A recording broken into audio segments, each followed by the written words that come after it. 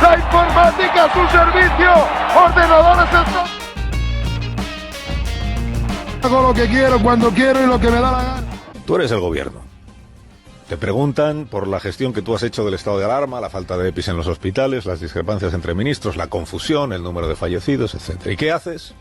Pues decir que la culpa es del PP, la herencia recibida, los recortes, la derecha que crispa. Mucha imaginación en esto no están demostrando los astutos fabricantes de relatos del Palacio de la Moncloa. Esto es lo de siempre. Ayer en el Palacio de la Moncloa se emitió un nuevo episodio del serial Sesión de Control al PP. Las ruedas de prensa de la Moncloa son un poco esto: sesión de control a Pablo Casado. Consiste en que cada semana la portavoz del Ejecutivo pasa revista a lo que haya hecho o dicho el partido de la oposición para ponerlo a caer de un burro. En el episodio de ayer, la ministra portavoz se declaró indignada porque había escuchado a Pablo Casado confesar que pretende aprovechar la pandemia en su beneficio. Es una vergüenza. Allí escuchamos al señor Casado pronunciar una frase tan dura de entender como el que de alguna forma tenemos que aprovechar la oportunidad de la pandemia, ¿no? Algo que yo he venido trasladando también en otras comparecencias, donde ponía en valor, ponía más bien en denuncia, que el Partido Popular estaba aprovechando esta situación de pandemia para intentar hacer o cumplir con el único objetivo que tiene, que es intentar tumbar a este gobierno. ¿Poner en valor o poner en denuncia? Esto tan reprobable de que un partido político pretenda aprovecharse de una pandemia. Recordemos ahora lo que dijo Pablo Casado para escarnio del líder del PP. Esta crisis, además de sufrimiento y dolor, está generando también un capital nacional en forma de responsabilidad, moderación y cuidado mutuo que no tenemos derecho a desaprovechar. Un caudal de moderación y cuidado mutuo que Casado no quiere desaprovechar. Entenderá usted que es verdaderamente escandaloso. Tan dura de entender como el que tenemos que aprovechar la oportunidad de la pandemia, ¿no? Tan dura de entender la frase o igual no tan dura. Solo hay que fijarse un poco en lo que uno luego quiere criticar. En el afán por desacreditar al adversario, a menudo caen nuestros próceres en el más absoluto de los ridículos.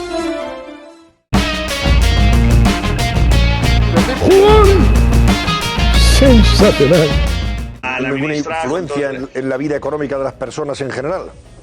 No, la ministra, a ver, ¿por qué? con todo el respeto, no sabe, con todo el respeto lo digo porque es la ministra y por tanto hay que respetarla, no sabe por una razón muy sencilla, porque normalmente la gente invierte y no solo invierte en poner el dinerito, el pequeño inversor, el currantillo, invierte en lo que son unos títulos o invierte en un fondo de pensiones o en un fondo de inversiones y ahí hay transacciones de las que se van a gravar con la tasa Tobin. Por tanto, esto lo que va a facilitar es que cualquier pequeño inversor, si puede, vaya a invertir fuera de España. Por tanto, lo que hay que hacer es pensar que al final esto quien lo va a pagar pues va a ser el tío que invierte. Por tanto, se le va a encarecer la inversión. Y esto quiere decir que es encarecer la inversión del español para títulos españoles, con lo cual yo lo que haré será invertir en Estados Unidos, que no hay ninguna tasa Tobin. Por tanto, esto es lo que hay. Esto hay que pensarlo con la cabeza. Es decir, esto de que no se van a pagar impuestos como la tasa Google. Claro que lo vamos a pagar nosotros. Hay que pensar con la cabeza, hombre.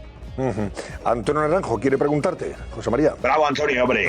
Bravo, profesor. Esta mañana lo hemos hablado en el café de redacción en Herrera en COPE, pero le he escuchado decir, y me gustaría que lo desarrollara un poco, con mucha contundencia.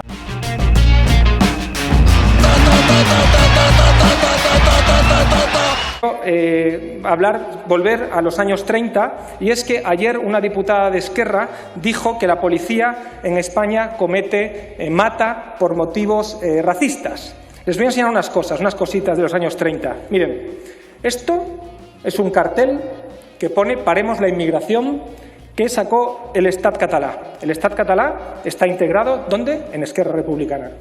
Miren, que pone "Conservemos nuestra etnia", fuera los españoles, lo firma Nosaltres Sols, que se integró en el Estat català, que está integrado en Esquerra Republicana. Cuadernos del separatismo, fundamentos científicos del racismo, muy interesante, disponible en la Universidad Autónoma de Barcelona, que habla de la medida de los cráneos, de los negros, de los blancos, de los chinos y tal, y de la supremacía catalana. Lo firma Nosaltres Sols, integrado en Esquerra Republicana. Miren, Pero sigamos en tiempos más cercanos. ¿Saben quién dijo en América los negros tienen un coeficiente inferior a los blancos? Heribert Barrera, presidente de Esquerra Republicana hasta 1995. ¿Saben quién dijo los españoles tienen más proximidad genética con los portugueses que los catalanes? Oriol Junqueras, presidente de Esquerra Republicana. Señora diputada de Esquerra Republicana de Cataluña, si le preocupa el racismo, respete a la policía y abandone su partido. Muchas gracias. Me llamo Michael Jordan, como James Bond. Los tiempos que vienen son tiempos muy difíciles, son tiempos adversos, son tiempos recios los que tenemos que vivir por delante. Son tiempos en los que tenemos que primar a la España y a los españoles, en los que tenemos que primar el interés general, y para eso necesitamos gente seria, para eso necesitamos políticos que estén a la altura. El vicepresidente del gobierno, a mi juicio, no es un político que esté a la altura, ni es un político, desde luego, serio. Es un político que ha decidido que únicamente debe sobrevivir en este mundo y que debe hacerlo a base de crispación, a base de insultos y a base, efectivamente, de entender que la política del futuro es la política del pasado. Tenemos muchas diferencias en la política, pero tenemos que superar esas diferencias. Tenemos que saber que los españoles en estos momentos están por encima de todo. Tenemos que entender que tenemos que tratar de minimizar las diferencias y llegar a puntos de encuentro, pero tengamos la capacidad de estar en un proyecto común de convivencia. Tengamos la capacidad de entender que a partir de ahora, dentro de nuestras diferencias, debemos saber convivir. Y Pablo Iglesias no quiere convivir, sino quiere maximizar sus diferencias. Por tanto, para mí Pablo Iglesias es un político que es del pasado y que no va a formar parte del futuro de España y de los españoles. Podrá seguir sobreviviendo, podrá seguir teniendo su escaño de diputado, podrá seguir pagando la hipoteca de Galapagar, pero lo que no podrá hacer es ser determinante en el futuro de España ni de los españoles si sigue, y va a seguir, estoy seguro, con la política de la crispación y del enfrentamiento. ¡Espectacular! Representante de Unidas Podemos. A ver, impuesto a las grandes fortunas solo hay en 2 sitios en Europa y están fuera de la Unión Europea, que son Suiza y Noruega. Y podríamos incluir a un tercer país, que es Holanda, porque tiene el impuesto patrimonial dentro del impuesto sobre la renta. Ni Alemania ni Bélgica tienen impuestos a las grandes fortunas. Pero es que además estos impuestos a la riqueza, al patrimonio que tienen estos 3 países, no tienen absolutamente nada que ver con lo que plantea Unidas Podemos. Es un impuesto relativamente similar al impuesto de patrimonio que ya hay vigente en España. En Noruega el impuesto de patrimonio tiene un tipo único del 0,85%. Recordemos que Unidas Podemos plantea uno del 3,5% a partir de 50 millones de patrimonio. 0,85% a todo el mundo, incluyendo a los que ganan más del 50 millones de euros. Además, en Noruega no existe impuesto sobre de sucesiones. Es decir, que el impuesto a la riqueza en parte sustituye este impuesto que sí está presente en la mayor parte de España. En Suiza, el impuesto a la riqueza es un impuesto cantonal y, por tanto, y local, y por tanto tiene muchas diferencias, pero el tipo impositivo no supera en ningún caso el 1%. Y además, en Suiza no hay imposición a las ganancias patrimoniales. Es decir, el impuesto a la riqueza sustituye el impuesto a las ganancias patrimoniales, cosa que en España no sucede. En España se plantea un impuesto a las grandes fortunas del 3,5% y, repito, una empresa, el propietario de una empresa que gane un 3% sobre su patrimonio, que no es una rentabilidad especialmente baja, si esa empresa vale más de 50 millones, pagaría el 3,5% sobre su patrimonio. Por tanto, fiscalidad de más del 100% sobre la renta patrimonial. Y en Holanda, que está integrado, como decía, en el impuesto sobre la renta, el tipo oscila entre el 0,5% y el 1,6%.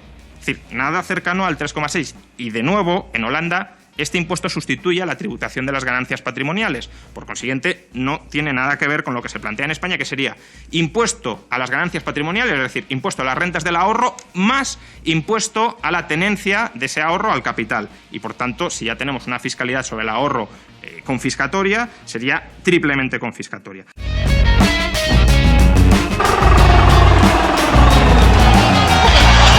Ustedes dicen y dicen bien que son la tercera fuerza política de este país, pero también añaden que a ustedes les votaron 4 millones de personas. Eso supone un incremento del 10% en el número de votos que recibieron. Me gustaría saber por qué ustedes incrementan su fuerza, sus votos en un 10%. Muchas gracias. ¿En serio esa es su pregunta, Javier? Bueno, pues mire, porque se redondean las cifras, Javier. ¿Ustedes cuántos oyentes tienen? en la SER. ¿Me dice el número exacto? No, ¿verdad? Bien. Pues por eso, porque no vamos a decir 3.183.524. Decimos 4 millones porque son aproximadamente 4 millones. Si usted me quiere decir cuántos oyentes tiene exactos en la SER, pues yo le diré cuántos votantes exactos tenemos. Pero son aproximadamente 4 millones. No me parece que sea una exageración cuando estamos en estos tiempos. Pero no se preocupe, porque las siguientes elecciones van a ser mucho más. Entonces ya diremos 5, 6 o 10. Ya veremos. Suavemente me matas con tu canción. Hace una semana, en lugar de contestarme, se dirigió usted al líder de la oposición y casi a gritos le espetó. ¿En qué anda usted, señor Casado? ¿En qué anda contra el gobierno? ¿En qué anda? ¿En qué anda? Cuénteselo a los españoles. Es decir, usted se sumó a sus colegas vertiendo tóxicas insinuaciones sobre la implicación del Partido Popular en una presunta conspiración para derrocar al gobierno. Sus palabras están en el diario de sesiones, en la historia no siempre ejemplar del parlamentarismo español, y eso usted le emplaza desde el punto de vista moral y político. Señora Calvo, o usted se atreve a afirmar que el Partido Popular está implicado en un golpe de Estado, y ojo, lo demuestra, o usted admite con lógico rubor en la cara la verdad. Diga ante esta Cámara, no, ese fantasmagórico golpe de Estado es un maligno bulo cuyo único propósito es camuflar la responsabilidad del gobierno en la muerte de miles y miles de españoles. Un compromiso que ustedes incumplen cada día de sus vidas y hoy mismo lo ha hecho usted aquí. Hoy tiene que contestarme. Usted ha insinuado que el Partido Popular apoya un golpe de Estado. Un golpe de Estado. ¿Usted es consciente de lo que ha dicho? Las palabras pesan, tienen un valor, son la fibra de la democracia y usted las desprecia. Yo le voy a decir a usted 3 cosas. 1. Usted es partícipe de una vulgar operación de camuflaje fruto de una desesperación terminal.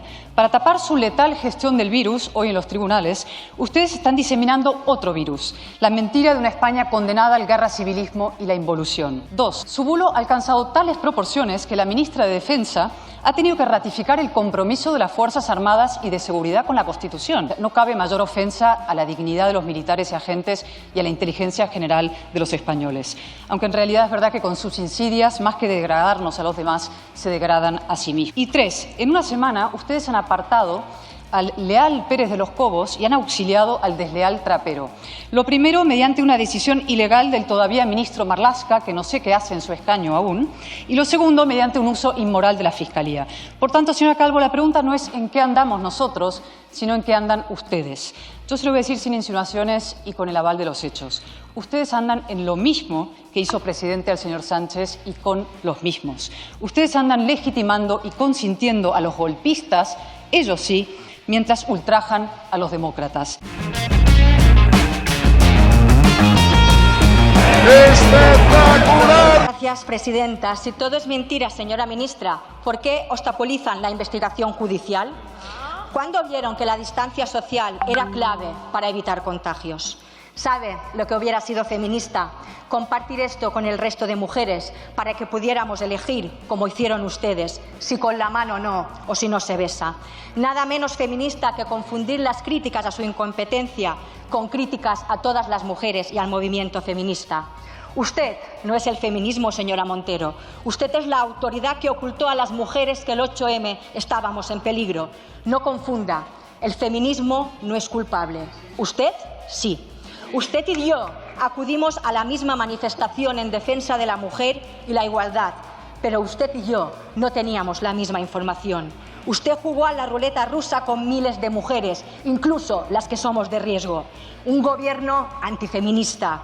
¿Qué feminismo es el suyo que calla ante las menores tuteladas, las mujeres con discapacidad, la mujer rural, la discriminación de las futbolistas o la ausencia de plan de corresponsabilidad? ¿Qué sororidad practica cuando le hacen 3 o 4 test mientras las sanitarias de este país no tienen ninguno?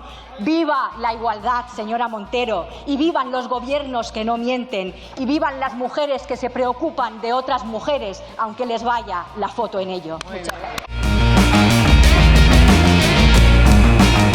Es un escándalo, hombre, es un escándalo. Gracias, presidenta. Ministro nuevamente comparece aquí para no decir absolutamente nada. Sus palabras están vacías de contenido, pero la realidad va a acabar aflorando, ministro. Previo clonado de los ordenadores, como está haciendo ahora mismo en la unidad de policía judicial. Le aseguro que la verdad va a acabar aflorando. Hay 2 imágenes que muestran su degradación, ministro. Una de 2001, cuando usted era uno de los 6 magistrados que portaba el féretro de José María Lidón, vilmente asesinado por ETA, y otra del año 2019, diciembre pasado, cuando era uno de los ministros que aplaudía precisamente a los herederos proetarras en esta Cámara. La realidad que esconde la destitución del coronel Pérez de los Cobos, como la del coronel Sánchez Corbí, como la de apartar a los mandos de la Guardia Civil del Gabinete de Coordinación y Estudios, es que usted odia profundamente a la Guardia Civil. Y el origen de ese odio, ministro, está hace 20 años en Bilbao. Le pido que aflore la verdad y que diga a su presidente, al Partido Socialista, a todos los presentes aquí en esta Cámara, qué ocurrió hace 20 años en Bilbao, cómo tuvieron que recordarle que la lucha contra ETA no es compatible con la cobardía y qué hizo usted, o más bien qué dejó de hacer como magistrado para evitar que determinada información saliese a la luz pública. De Eli en el último segundo. Entes golpistas nos intentan hacer creer en su proposición que se vulneran los principios del informe de el informe de la Comisión de Derechos Humanos de Naciones Unidas. Sí, señor Rufián. Muchas gracias, señora presidenta. Por el artículo 71.3 del reglamento, creo que el señor Ortega Smith nos ha dicho hasta 4 veces golpistas. Pedí que lo retirara, a no ser que se refiera a Tejero, que por cierto seguramente le vote a él. Muchas gracias. Muchas gracias, señor Rufián.